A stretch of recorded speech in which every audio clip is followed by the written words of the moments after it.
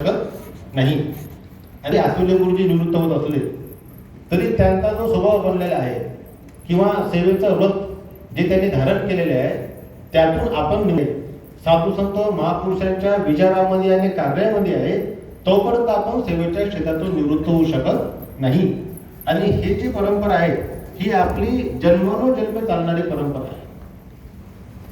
यासाठी काही दिवसापहिले जेव्हा मी शाळेवर गेलो होतो, सागराला येण्याची गुरुदेव स्वामीकडे केंद्रीय बैठक होती आणि गुरुजीचा खूप आग्रह होता की बा बैठकीला तिकडे जायच्या अगोदर एक 10 मिनिटं का होईना पण आमच्या शाळेवर तुम्ही भेट दिलीच पाहिजे.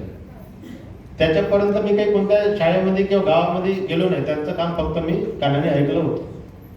पण त्या दिवशी मी त्या शाळेमध्ये गेलो, त्या शाळेची बनावट, तिथली शिस्त, तिथले मुलं मुली, तिथले परसबाग, तिथे लावलेले सर्व झाडे आणि मग आमच्या संभाषणानंतर त्या सगळ्या मुला मुलींनी चालू भाषणामध्ये आमच्या प्रश्नाची जी उत्तरं दिली, त्यांचे जे गीत गाणी भजन श्लोक आणि गाण्याच्या ओव्या ह्या सर्व पाठांतर होत्या.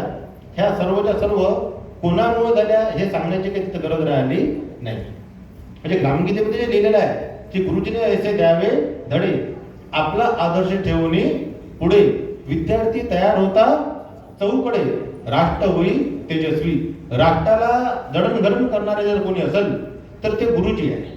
आणि म्हणून पूर्वीच्या काळामध्ये एक पेशा गुरुजी म्हणजे शिक्षकाचा, एक पेशा वैद्यकीय क्षेत्रातला, एक पेशा जो आहे हा न्यायालयीन आणि वकिली क्षेत्रातला, हे 3 पेशे सेवेसाठी म्हणजे प्रमुख होते, गाजलेले होते आणि त्याच्यामुळे समाजावर त्यांचं एक वजन होतं. महाराजांनी आपल्या कामगिरीमध्ये जीवन शिक्षण नावाचा अध्याय लिहिलेला आहे.